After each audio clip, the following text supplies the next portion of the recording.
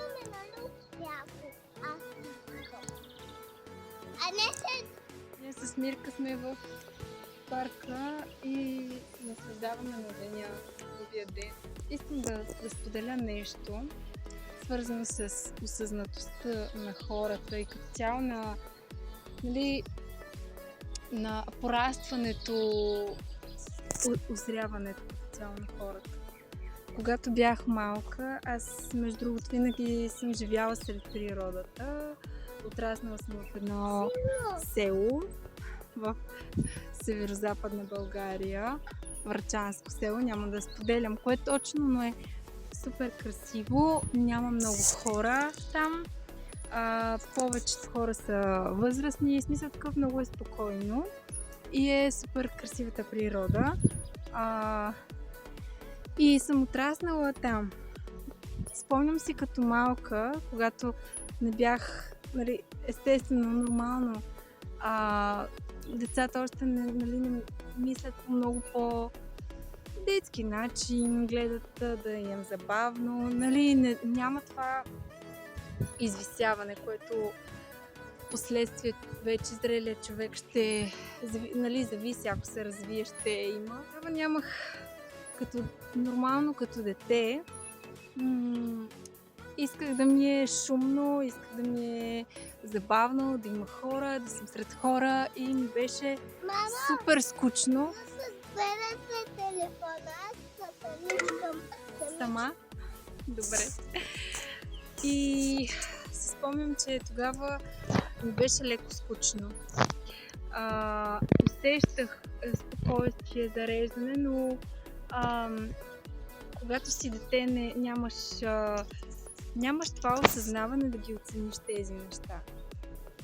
Ти просто, поне това е през моята призма беше така. Аз не го усещах толкова като пълно щастие, но пък от друга страна, нали, нормално е, защото ти трябва да израснеш, за да усетиш и да оцениш всичко това, което те заобикаля, най-вече природата, нали?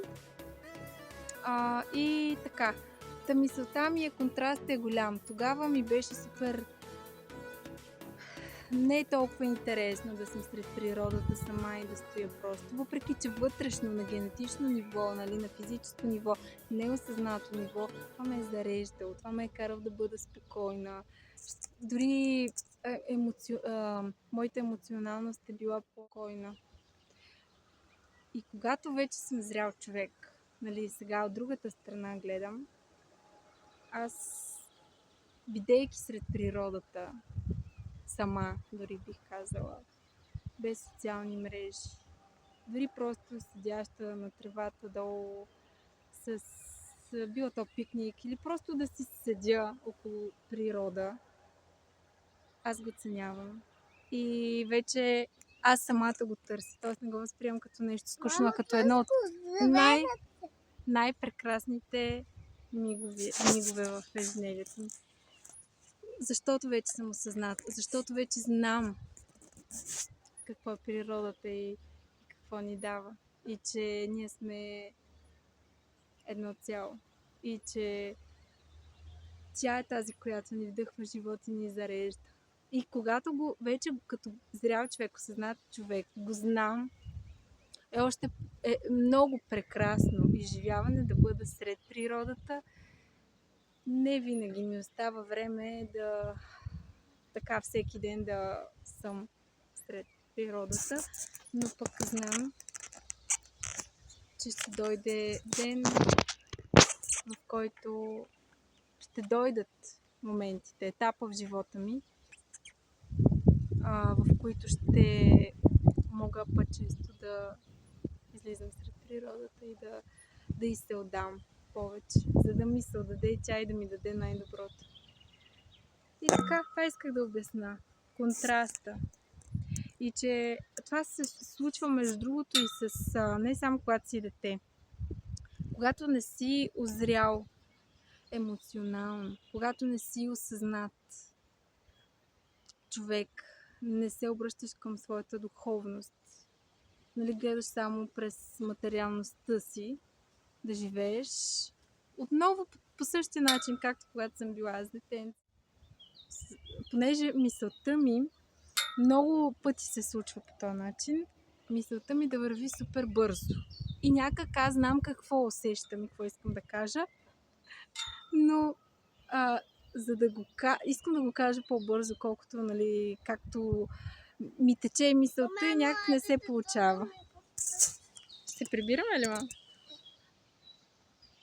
И понякога просто не се получава, защото, не знам, просто мисълта ми тече бързо и много малко хора ме разбират.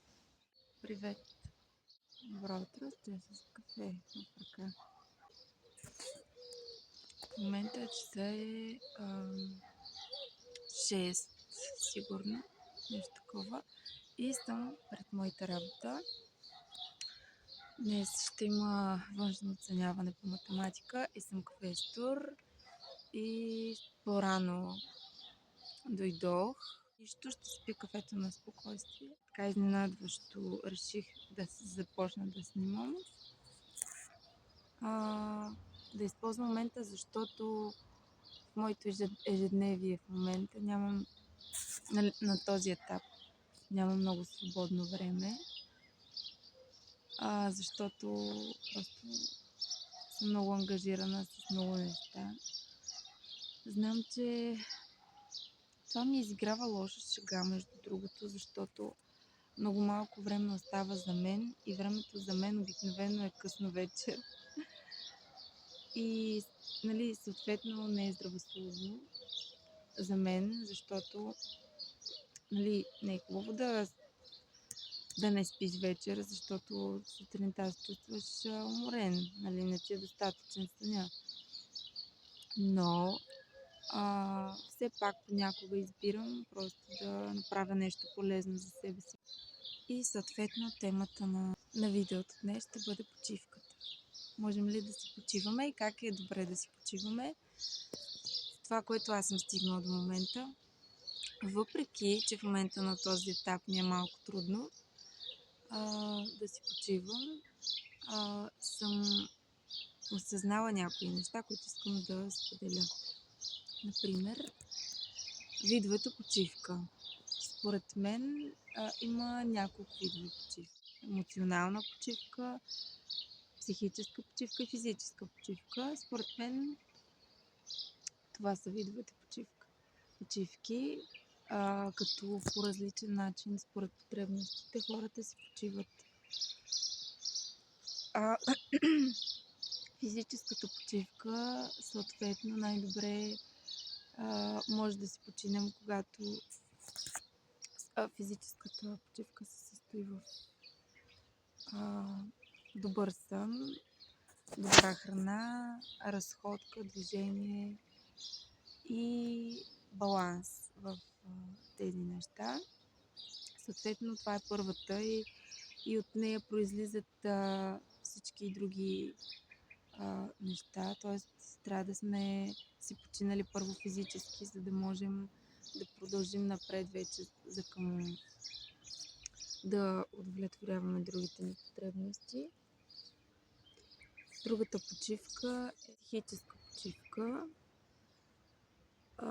Тя обикновено се състои в това когато се откъсна от реалността, която правя кавичка в реалност, защото реалността вече за мен е относително понятие.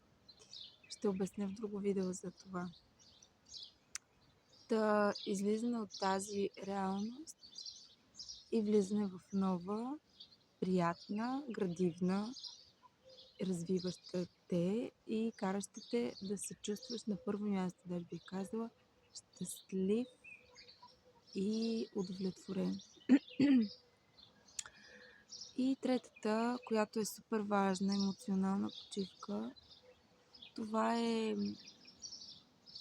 за мен почивка, която трябва в днешно време всеки да си дава от време на време.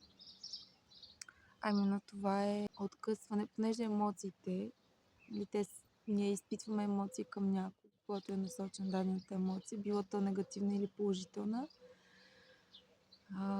Но за да това понякога ни кара да виждаме нещата нереално, а биваме пристрастни към дадена ситуация.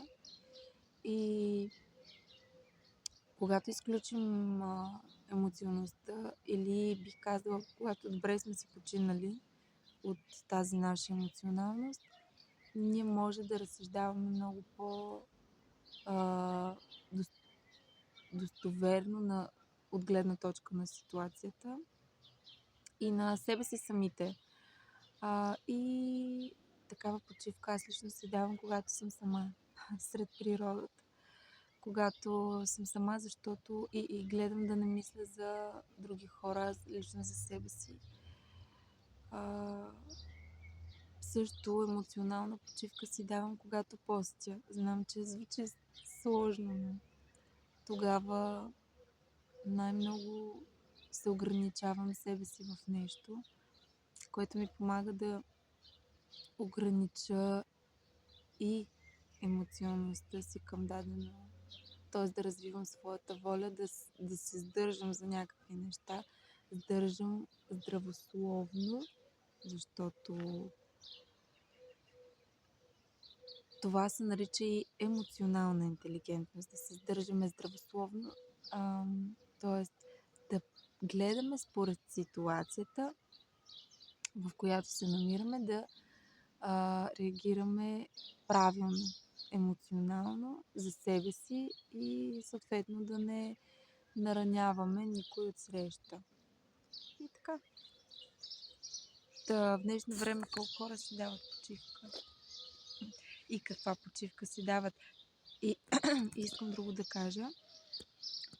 Обикновено хората си дават една почивка само от трите, което не е добре, защото ако само си дадеш физическа почивка, а постоянно къла ти на някъде, да речем, легнеш си и си казваш, сега няма да, уморена съм, болят ме краката, ръцете, главата, лежа си, обаче не мога да заспя, защото именно не си давам такава психическа почивка. А как се даваш следователно? Когато правиш нещо, което ти харесва.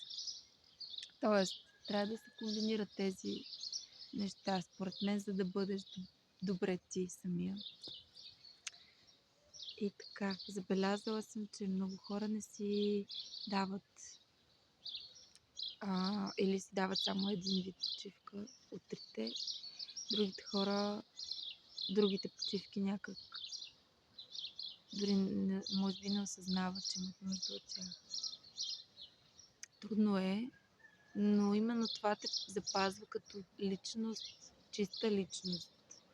Защото иначе реалността и матрицата така те превръщат в зомби и в робот. Че просто губиш себе си, идентичността, уникалността си. И така. И така с моите философии днес. Чакам си аз да си изпия кафето на спокойствие.